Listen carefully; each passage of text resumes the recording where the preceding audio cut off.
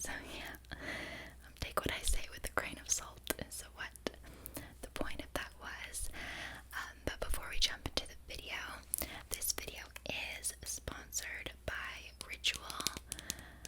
We all know it can be really hard to fill in all the gaps in our diet, which is why Ritual is perfect. And they've sponsored really every girl talk video I've done. So they are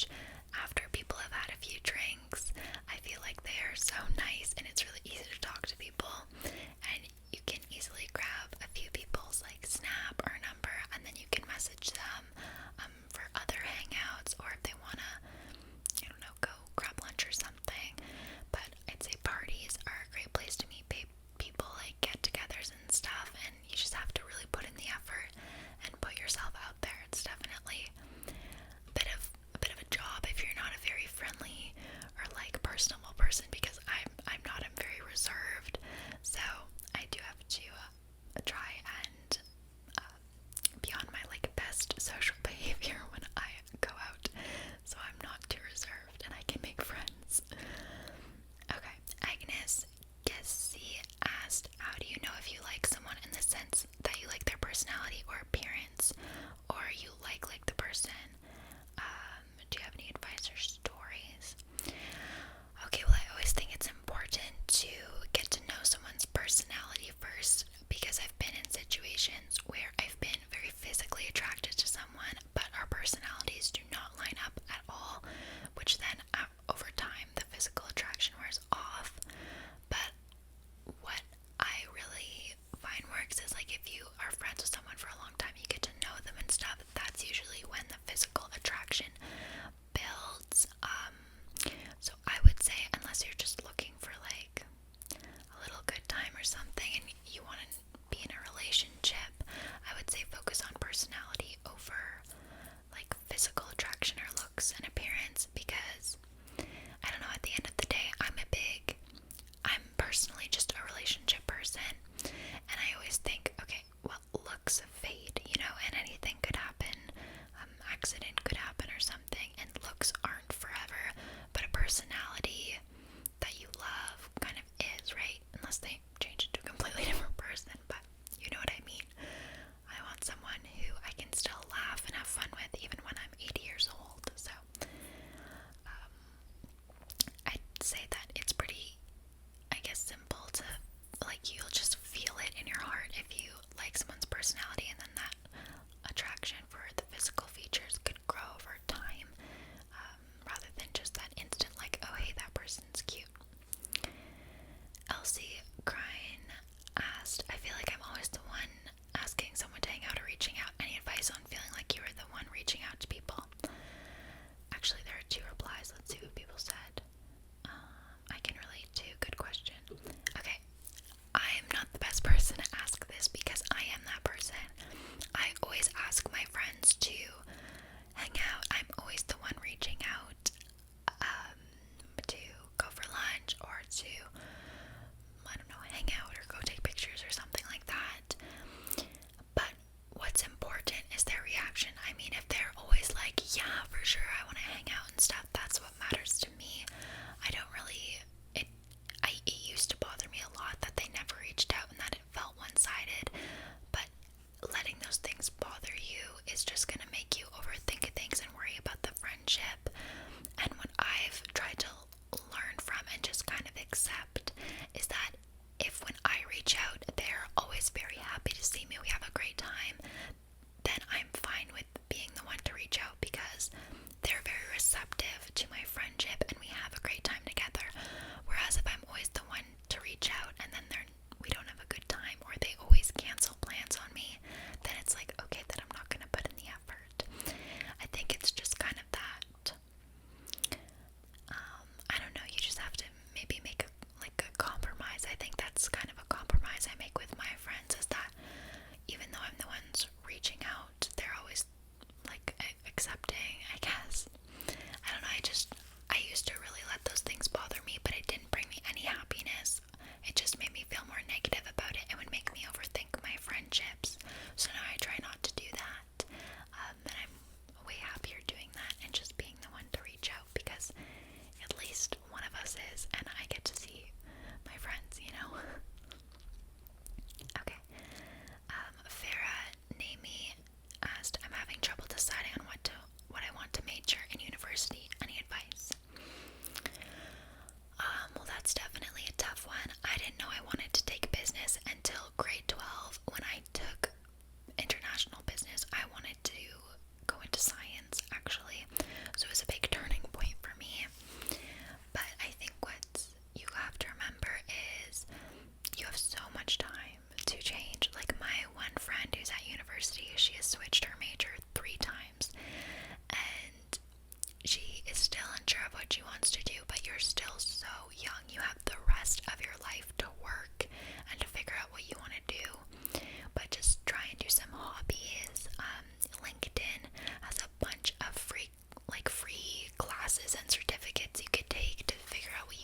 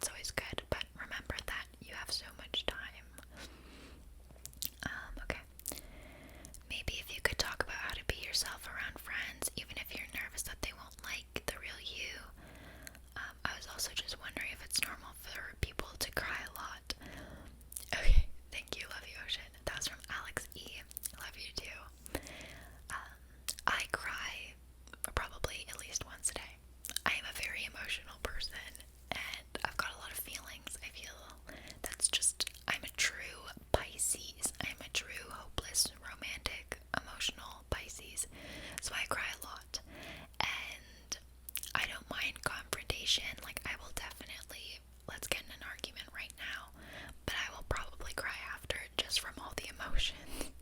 So I've just got a lot built up there. So for me personally, I think it's fine if you cry, but just, if you have to distinguish, like, are you crying just because you've got emotions and you're just like watching a sad show and you're like an easy crier, or are you like struggling with something? Are you struggling with depression? You just gotta figure out which one it is, because if you are struggling with depression and stuff, it'd be good to talk to someone. Obviously, it's even good to talk to someone if you aren't, and maybe they would help you realize, like, okay, it's not, you shouldn't be crying this much over certain things, like you might be struggling with something or whatever. But for me, I mean, I'm at a point in my life where I just know I'm an easy crier. Like, I could watch a dog commercial and cry.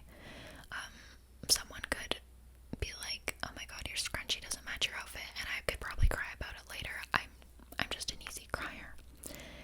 In terms of being yourself around your friends, I used to struggle a lot with that in elementary school, because I wanted to fit in, but I really hated it, and I lost myself in the process.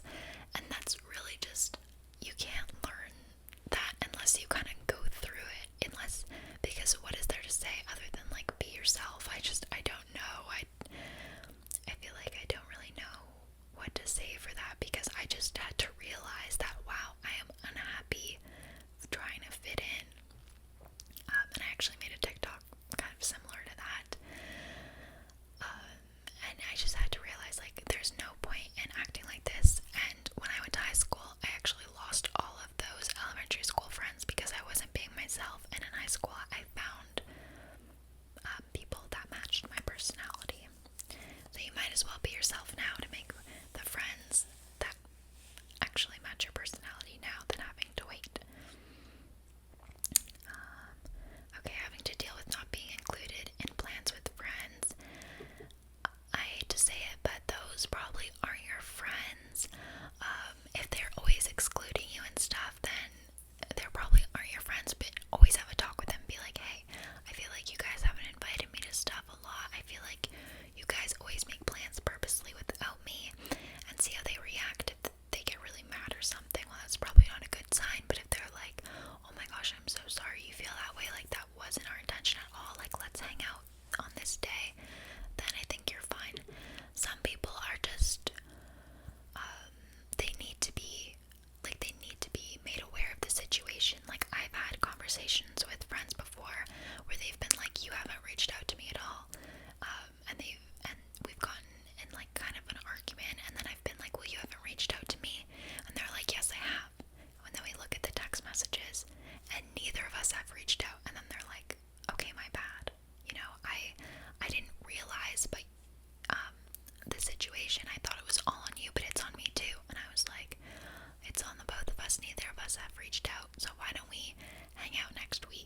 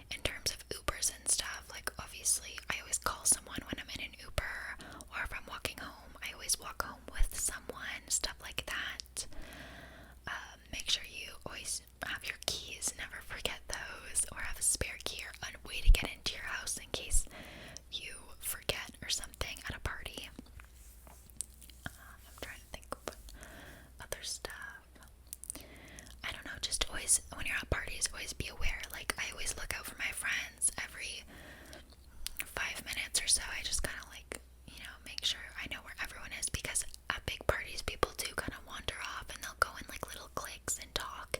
And I can be like a social butterfly sometimes, and I can go around from clique to clique. And a lot of my friends are like that too. But it's always good to know where they are, because at the end of the night, you don't want to be like, wait, where is everyone? And they've left. So just make sure you're checking in. I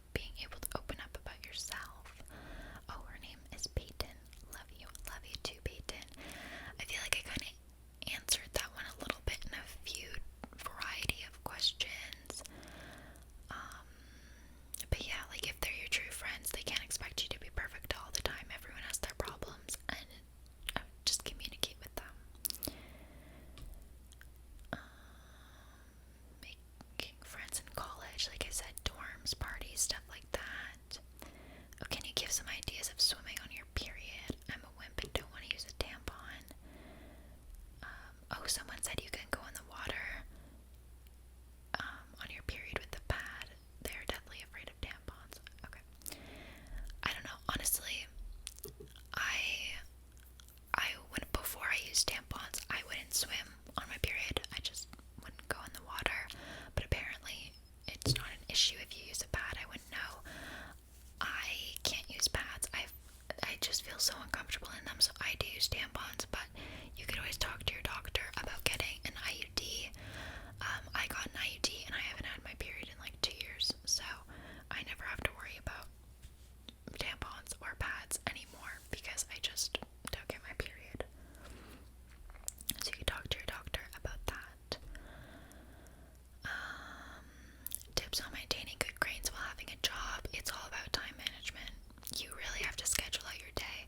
When I was in high school and doing YouTube and stuff, even in university, I would schedule out my day even by the hour to stay on track and make sure I got everything done that I needed to. You really just need to prioritize your life and figure out what is worth your time. Okay, Kaylee Alexis asked, can you tell us about losing your V card? Like, does it hurt? Is it awkward? Blah, blah, blah. Okay. This is, you know what, I might just maybe I'll end the video here, or I'll answer a couple more questions and then I'll answer that one because I feel like I'll end the video on that. So, some likes, can you do some first period advice in the basics? Makeup for beginners. I do a lot of makeup videos, so I would say watch some of those when I do my makeup. Shaving. Okay. So, period. I got my period in grade 6, so I got it really young. And I used pads for a couple years, and then I switched to tampons, and I had to wear pads when I got surgery down there a couple months ago, and it was awful. I don't know how people wear pads. I just hate it. So you could look at pads, obviously, but tampons or a Diva cup, there's lots of options, and nowadays there's so many videos on TikTok or YouTube helping you out. And you could, if you're close with your parents, you can ask your parents to help, like your mom. I asked my mom to try and help me put in a tampon for the first time. It didn't work that time. I had to eventually figure it out on my own, but when I was in like grade 7, I did ask her for help because I couldn't do it. I struggled so much. But there are so many videos to try and help you nowadays. And also, when you're putting in a tampon, you need to be relaxed because the more nervous and stressed out you are, the tighter you are, and the more difficult it is for the tampon to go in. And shaving. Okay, so I use like the Billy razor, that one that got sent to me. That one is really good. And I also use men's razors. I just find that they give a closer shave, and I just like them better. I don't use shaving cream, but you can. I just use a really foamy soap to shave. And if you're really nervous to shave, always shave with the grain if you're nervous, and then once you get more comfortable, you can shave against the grain for a closer shave. And always just be really aware of what you're doing, because I've got myself in the worst of spots and it's been terrible. So if it takes you a really long time, you just take the time and make sure you're learning about where everything is and you can shave. Sometimes if I really want everything to be super clean shaven, I will even get out of the shower and sit or do some intricate angles to make sure I'm getting